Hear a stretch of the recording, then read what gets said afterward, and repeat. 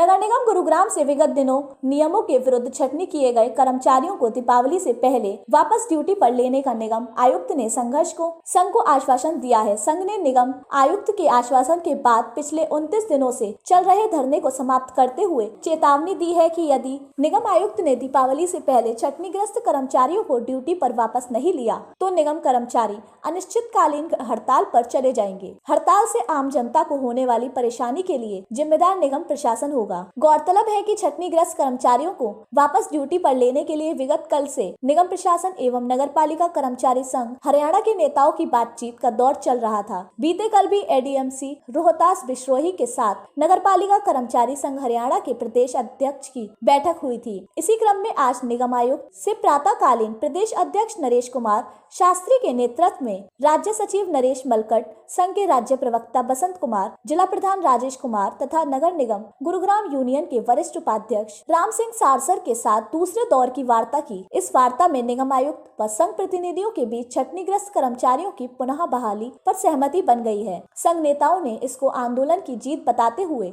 निगम प्रशासन को चेतावनी दी है कि यदि दीपावली से पहले छटनीग्रस्त कर्मचारियों की बहाली नहीं हुई तो संघ निगम में अनिश्चितकालीन हड़ताल कर कामकाज ठप करेगा। धरने पर बैठे कर्मचारियों को संबोधित करते हुए नगरपालिका कर्मचारी संघ हरियाणा के राज्य प्रधान नरेश कुमार शास्त्री ने कर्मचारी को संबोधित करते हुए धरना समाप्त करने की घोषणा की। उन्होंने कहा कि हरियाणा सरकार पालिका परिषद एवं निगमों के कर्मचारियों के साथ वायदा खिलाफी एवं भेदभाव कर रही है। श्री शास्त्री ने कहा कि शहरी स्थानीय निकाय मंत्री अनिल विज व संघ के बीच 25 अप्रैल व 17 अगस्त को 2 दौर की हुई वार्ताओं में कोरोना से मौत होने पर कर्मचारियों के आश्रितों को 50 लाख रुपए विशेष आर्थिक सहायता राशि देने, 4000 रुपए जोखिम भत्ता देने, सफाई कर्मचारियों, सीवरमैन, फायर कर्मचारियों सहित सभी तृतीय और चतुर्थ श्रेणी के कर्मचारियों का ठेका समाप्त कर विभाग के रोल पर करने, समान काम समान वेतन देने, कच्चे कर्मचारियों को पक्का करने, सफाई दरोगा के पद को डिमेंशन कार्डर से बाहर कर सफाई कर्मचारियों की पदोन्नति करने, क्षेत्रफल एवं आबादी के अनुरूप नए पदों को सृजन करने सहित अन्य दर्जनों मांगों पर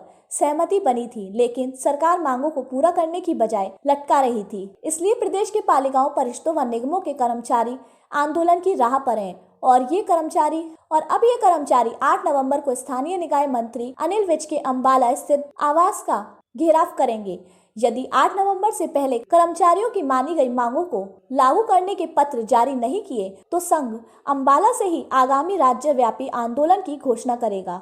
श्री शास्त्री ने कल 5 नवंबर को प्रदेश में ब्लॉक स्तर से लेकर जिला उपायुक्त कार्यालय तक कर्मचारी एवं मजदूरों द्वारा प्रदर्शन एवं मांग दिवस मनाते हुए ज्ञापन देने के कार्यक्रमों में बढ़ चढ़कर हिस्सा लेने की घोषणा करते हुए 26 नवंबर को होने वाली राष्ट्रव्यापी हड़ताल में पालिका परिषद एवं निगमों के 42,000 कर्मचारियों की भाग लेने का भी ऐलान किया है। श्री शास्त्री ने कहा कि केंद्र एवं राज्य सरकारें कोरोना की आड़ में कर्मचारियों के ऊपर आर्थिक हमले बोल रही है। वही पूंजीपतियों के हक में और मजदूरों के खिलाफ श्रम कानून में बदलाव किए गए हैं, जिसके खिलाफ देश के मजदूर कर्मचारी मिलकर 26 नवंबर को व्यापक एवं ऐतिहासिक हड़ताल कर सरकार को करारा जवाब देंगे। मेरा नाम नरेश कुमार शास्त्री है और मैं नगरपालिका कर्मचारी संघ हरियाणा का प्रदेश अध्यक्ष। सर, नगर निगम के कर्मचारियों को बिना नोटिस के निकाल दिया गया, उसके बारे में आप क्या कहना चाहेंगे?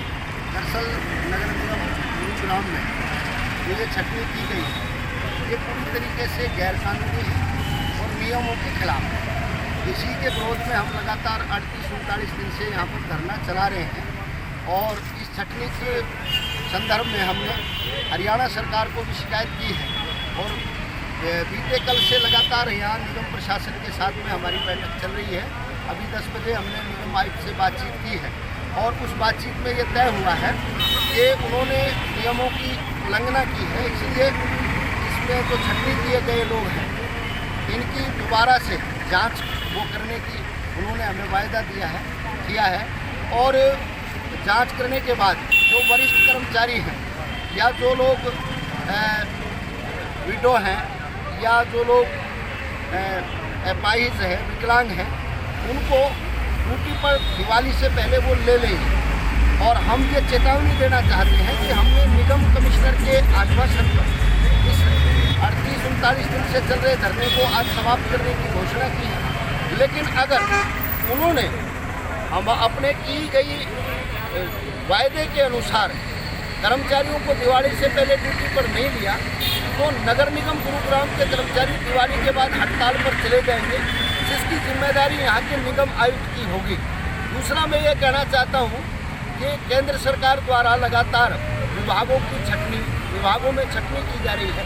विभागों को बेचने का काम किया जा रहा है। रेलवे को बेच दिया, हवाई अड्डों को बेच दिया, MTNL को बेच दिया, BSNL को बेच दिया, और कोरोना की आड़ में कर्मचारियों पर आर्थिक हमले किए जा रहे हैं। कर्मचारियों की LTC बंद कर दी, कर्मचारियों की जो है DA की किस्त फ्रीज कर दी, और नया कानून लेकर के आ रहे हैं कि या तो 30 साल उम्र कर्मचारी की 30 साल सर्विस हो या 50 साल की उम्र हो, उसको जबरन रिटायर करने की बात है। श्रम कानूनों में जबरन बदलाव कर रहे हैं पूंजीपतियों के हक में, मजदूरों के खिलाफ, और किसानों के लिए भी उन्होंने 3 प्रस्ताव पास किए हैं जो किसान विरोधी हैं। उसके लिए किसान भी आंदोलन कर रहे हैं। हम उनके आंदोलन का समर्थन करते हैं। और कल 5 तारीख को जो पूरे देश में सभी ब्लॉकों में जिला कार्यालयों पर जो प्रदर्शन करके डिमांड नोटिस दिए जाएंगे, उसमें पालिका परिषद और निगमों के कर्मचारी बढ़ चढ़कर हिस्सा लेंगे।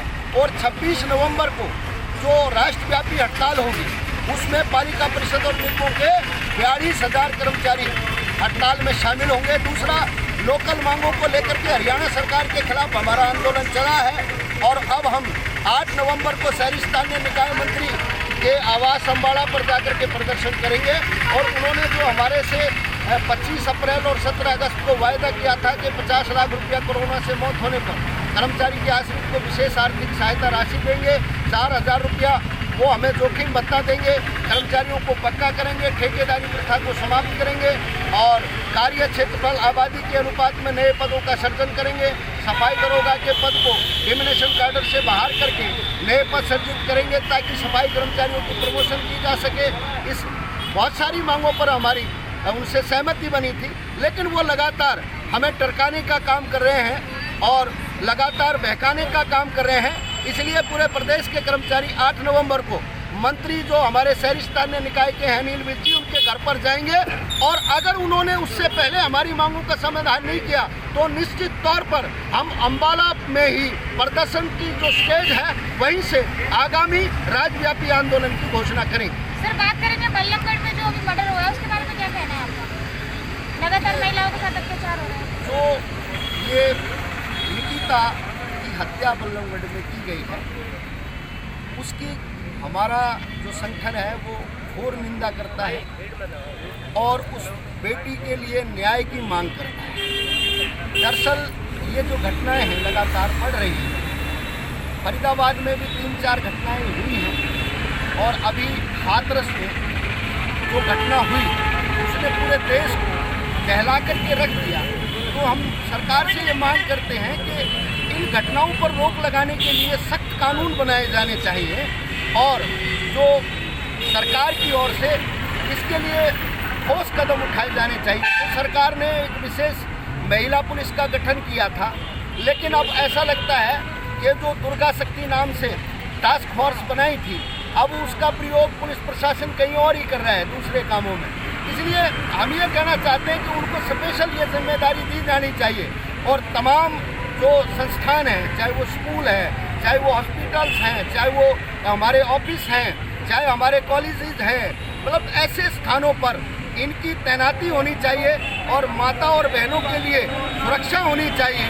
मैं सरकार से ये मांग करता हूँ, और फरीदाबाद और हाथरस कांड की या इसके अलावा जो भी हमारी बहनों के साथ में दुर्घटनाएं हुई हैं, उनकी कड़े शब्दों में निंदा करता हूँ।